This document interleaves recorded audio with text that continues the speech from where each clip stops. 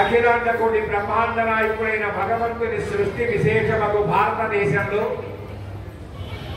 చాలా కాలం పూర్వం చంద్రవంశానికి చెందిన ధర్మరాజు అనే ఒక మహారాజు జ్ఞాతులు వలన అంటే తన బంధువర్గం వలన అన్ని సిరి సంపదలు పోగొట్టుకొని భార్యతోనూ నలుగురు తమ్ముళ్లతోనూ కలిసి వనవాసం చేస్తూ ఒకనాడు నైమిషారణ్యమునకు వెళ్ళాడు.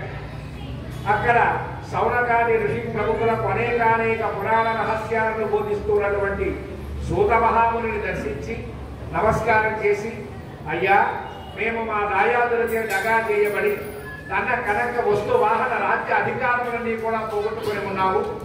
ఈ కష్టములన్నీ కలిసి మా రాజ్య వైభవములు మరలా మాకు లభించుటకు కాను ఏదైనా సులభమైన వ్రతం ఉన్నట్టయితే మాకు ఉపదేశించండి అని ప్రార్థన చేశాడు. ఆ మాట వినగానే ఆ యొక్క సూతుడు, ఆయన వినాయక వ్రతం చెయ్యి, నీకున్న సమస్యలన్నీ కూడా పోతాయి అని ఆ వ్రత విధానాన్ని ఎలా చేయాలో, అది ఎక్కడి నుంచి వచ్చిందో, ఎవరితో ప్రారంభమైందో, ఎవరెవరు ఎలా చేశారో ఆ విశేషాలని మనకి ఇప్పుడు చెప్పుకుందాం. ధర్మరాజా ఒకనొక సందర్భంలో శ్రీ కుమారస్వామి కైలాసవాసి అయిన పరమశివుడిని దర్శించి, తండ్రి, మానవుడు ఏ వ్రతం చేయడం వల్ల సమస్తమైన విద్యా విజయ వైభవాలను పుత్రపౌత్రాదిగా వంశవృద్ధిని పొంది అన్ని కోరికలు తీరిన వారి సకల సుఖ సౌభాగ్యాలను పొందుతారో అటువంటి వ్రతాన్ని చెప్పవలసింది అని కోరాడు. అందుకు సమాధానంగా శివుడు, నాయన కుమారస్వామి, సర్వ సంపత్కరము, ఉత్తమము, ఆయుష్కామాంత సిద్ధిప్రదము అయిన వినాయక వ్రతం అనేది ఒకటి ఉంది. దీనిని మాత్రవర్త శుద్ధ చవితి అనగా ఈ రోజు ఆచరించాలి. ఆ రోజు ప్రాతకాలమే నిద్ర లేచి స్నానం చేసి శుచిర్భూతులై నిత్య కర్మలు నెరవేర్చుకొని తమ శక్తి మేరకు బంగారంతో కానీ వెండితో కానీ కనీసం మట్టితోనైనా విఘ్నేశ్వరుడి బొమ్మను తయారు చేసి తమ ఇంటికి ఉత్తర దిక్కులో వడ్లు గాని బియ్యం గాని పోసి మండపాన్ని నిర్మించి అక్షరల పద్మాన్ని ఏర్పరిచి గణేశ్వర ప్రతిమను ప్రతిష్ఠించి శ్వేతగండ అక్షర పుష్ప పత్రాదులతో పూజించి ధూపదీపాలను వెలగా నేరుడు చెరుకు మొదలైన బలములను ప్రత్యేకంగా 21 ప్రకారం నివేదించి నృత్య గీత వాద్య పురాణ పఠనాదులతో పూజలు ముగించి యథాశక్తి వేద విధులైన బ్రాహ్మణులకు దక్షిణ కాంబోదాదులిచ్చి బంధుజనంతో కలిసి దోణను ఉపయోగించకుండా నేతితో చేసిన వివిధ భక్ష్య భోజ్యాదులతో భోజనం చేయాలి. మరునాడు ఉదయం స్నాన సంధ్యలు పూర్తి చేసుకొని అనంతరం పునఃపూజలు చేసి శక్తి అనుసారంగా గణపతికి మౌంజీ కృష్ణాంజన దండక మందు భోగ వీతములనిచ్చి ఇతర బ్రాహ్మణులను దక్షిణ భోజన రాంబోదాలతో తృప్తులను చేయాలి. ఈ విధంగా ఎవరైతే ఈ వినాయక వ్రతాన్ని చేస్తారో వాళ్ళకి శ్రీ గణపతి వ్రతాన్ని వల్ల సకల కార్యాలు సిద్ధిస్తాయి. కుమారస్వామి ఉన్న అన్ని వ్రతాలలోకి అత్యుత్తమమైన ఈ వ్రతం త్రిలోక ప్రసిద్ధమై దేవుని గంధర్వాలు అందరి చేత ఆచరింపబడింది సుమా అని చెప్పాడు.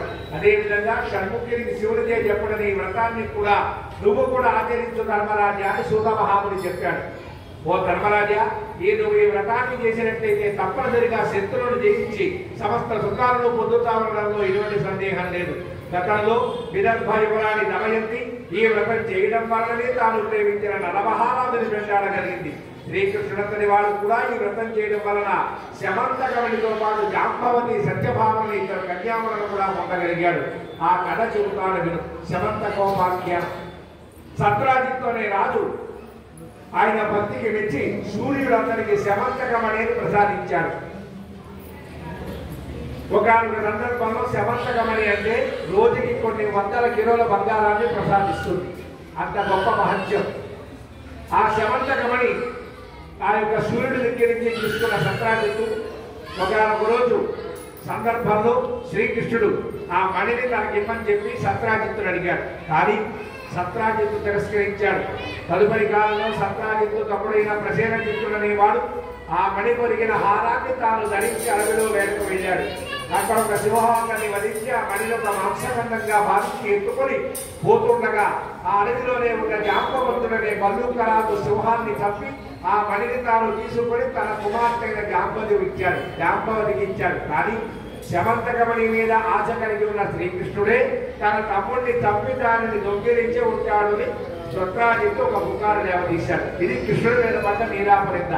ఎందుకంటే ఆ యొక్క వినాయక చవితి రోజు యశోద పాలు పిండుతుండగా ఆ కృష్ణుడు ఆ పాలల్లో నుంచి చంద్రబింబాన్ని చూస్తాడు. ఎవరైతే వినాయక చవితి రోజు చంద్రుడిని చూశారో వారికి నీరాపనిందలు కలుగుగా కానీ పార్వతీదేవి శాపం. ఆ యొక్క పొరపాటున శ్రీకృష్ణ భగవానుడు చూసినా కూడా ఆ దోషం ఆయన కట్టి ఈ యొక్క సత్రాజిత్తు ఏమన్నాడు, ఆ యొక్క మణిని నేను ఇవ్వలేదు కాబట్టి నా తమ్ముడిని సవాలించి ఆ మణిని రాసుకున్నాడు అని చెప్పి అన్న నేరం ఆ కృష్ణుడి మీద వేశాడు. ప్రజలు ఇదంతా నమ్మసాగారు. ఆ వార్త విని బాధపడిన బలరాముడిని ఓదారుస్తూ శ్రీకృష్ణుడు, అన్నయ్య బాధపడకు, వినాయక చవితి నాడు పాలపాత్రలో చంద్రుడి ప్రతిబింబం చూడడం వలననే నాకు ఈ అపవాది కలిగిందని చెప్పాడు. చవితి చంద్రుడికి అపవాదికి సంబంధం ఏమిటని బలరాముడు అనగా శ్రీకృష్ణుడు ఇలా చెప్తున్నాడు. శ్రీ వినాయకుడి జన్మదినమైన ఒకనొక భాద్రపద శుద్ధ చవితి నాడు కైలాసంలో కుబ్జరూపధరుడైన విఘ్నేశ్వరుడు ఆనంద తాండవం చేస్తుండగా అక్కడే ఉన్న చంద్రుడిని చూసి నవ్వాడు. అందుకు కోపించిన వినాయకుడు, ఓరి చవితి చంద్రుడా, ఈ రోజు నుంచి నిన్ను చూసిన వాళ్ళందరూ నీలాపనిందరైపోదురుగా అని చెప్పించాడు. చంద్రుడిని చూడగానే నీలాపనిందలు చేస్తే ప్రపంచంలో ఎవరు బతకడం అనేది కష్టం. ఆ యొక్క కోపంతో గణపతి చంద్రుడిని శపించాడు. ఎవరైతే ఈ యొక్క వినాయక చవితి రోజు నిన్ను చూస్తారో వాళ్ళకి నీలాపనిందలు అనవసరకు మాట్లాడే అవకాశం అని చెప్పించాడు. అనంతరం చంద్రుడు దేవతలు కలిసి ప్రార్థించిన మీదట భాద్రపద శుద్ధ చవితి నా జన్మదినం నాడు శివుడు కుమారస్వామికి చెప్పిన విధంగా నన్ను పూజించి ఈ కథ చెప్పుకొని కథ అక్షతలు ధరించిన వారు త్వరలోనే అపవాదుల నుండి బయటపడి అన్ని విధాలైన సుఖ సంపత్ సౌభాగ్యాన్ని పొందుతారు అని వరమించాడు. ఆ సంగతి తెలిసి కూడా నేను గత వినాయక చవితి నాడు ఆయనను పూజించకుండానే ఆ రాత్రి పాలకుండాలో చంద్రుడి ప్రతిబింబాన్ని చూడటం జరిగింది. అందువలన ఈ అపనిందపడ్డాను అని వివరంగా చెప్పాడు కృష్ణుడు బలరాముడు. అది వినిన బలరాముడు తక్షణమే శ్రీకృష్ణుడి చేత ప్రాయశ్చిత్త సహితంగా వినాయకుడి వ్రతాన్ని చేయించాడు.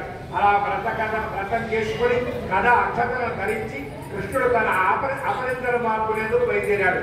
అపనిందైతే తేలిగ్గా వచ్చేసింది, దాన్ని సరి చేసుకోవాలి కదా. ఆ సరి చేసుకోవడానికి కృష్ణ భగవాను బయలుదేరాడు. జాంబవత్ ఉపాఖ్యానం మరియు సత్యభామ ప్రణయం. ఆ విధంగా శ్రీకృష్ణుడు సరాసరి ప్రసేనజిత్తు వెళ్ళిన అడవికి వెళ్ళి అక్కడ అతని ముట్టగడేపరాన్ని దాని చక్కనే ఉన్న పల్లూకపు సింహ పడుగుజాడని వాటిని వెనకాల పెట్టి జాంబవంతుడి జాడ తెలుసుకుని అతని గృహలో ప్రవేశించాడు. జాంబవంతుడి కూతురు జాంబవతి ఆమె యొక్క క్రీడాలోక కీళీకందుకంగా కట్టి ఉంది శమంతకమణి. దానిని తీసుకోబోయిన శ్రీకృష్ణుడిని జాంబవంతుడు నిరోధించాడు. ఇద్దరికి యుద్ధం జరిగింది. జాంబవంతుడు ఓడిపోయాడు. శమంతకమణితో పాటు కూతురైన జాంబవతిని కూడా శ్రీకృష్ణుడికి సమర్పించుకున్నాడు.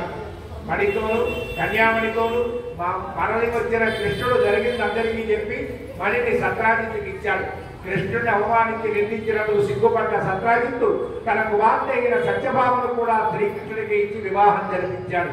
ధర్మరాజా, వృత్రాసురుని చంపేందుకు ఇంద్రుడు, గంగను భూమికి తెచ్చేటప్పుడు భగీరథుడు, క్షీరసాగర మదనప్పుడు దేవదానవుడు, సీతాన్వేషణంలో శ్రీరాముడు, కుష్ఠవ్యాధి నివారణకు సాంబుడు కూడా ఈ వినాయక వ్రతాన్ని చేసి విజయాయురాగ్రహాలను పొందారు. తన వ్రతం చేసిన భక్తులు తలచిన పదులన్నీ తక్షణమే సిద్ధింపజేస్తాడు కనుకనే ఈయనను సిద్ధి వినాయకుడు అన్నారు. విద్యార్థులకు విద్య, జయార్థులకి జయం, ధనార్థులకి ధనం, పుత్రార్థులకి పుత్రుడు ప్రసాదిస్తుంది వ్రతం. వితంతువులు పూజించినట్లయితే మరే జన్మలను వైదవ్యాన్ని పొందరు. కాబట్టి ధర్మరాజా, నువ్వు ఈ వ్రతం చేసి నీ శత్రువులను గెలిచి మరలా రాజ్యాన్ని పొందు. సమర్థ బ్రహ్మ క్షత్రియ వైశ్య సూత్రాదులు కూడా ఈ వ్రతాన్ని యథావిధిగా ఆచరించి శ్రీ గణపతి అనుగ్రహం చేత సకల ఐశ్వర్యాలను పొందుదురుగాక అని సూత్రులు చెప్పగా విని ధర్మరాజు ఈ వ్రతం చేసి కష్టములన్నీ తీరి శత్రువులను గెలిచి రాజ్యాన్ని సంపాదించుకొని మహారాజ్య పట్టాభిషిక్తుడయ్యారు. జై బలో గణేష్ మహారాజ్ కి జై, బలో గణేష్ మహారాజ్ కి జై, బలో గణేష్ మహారాజ్ కి జై. స్వామి వారికి నివేదన జరుగుతుంది. స్వామి వారి దగ్గర ఉన్నవారు కానీ దూరం ఉన్నవారు కానీ నివేదన జరిగేటప్పుడు చూసే ప్రయత్నం ఎవరు చేయొద్దు. మీ చేతిలో ఉన్న పత్రి అట్టగా పట్టుకోవడం 5-10 నిమిషాల్లో కార్యక్రమం పూర్తవుతుంది.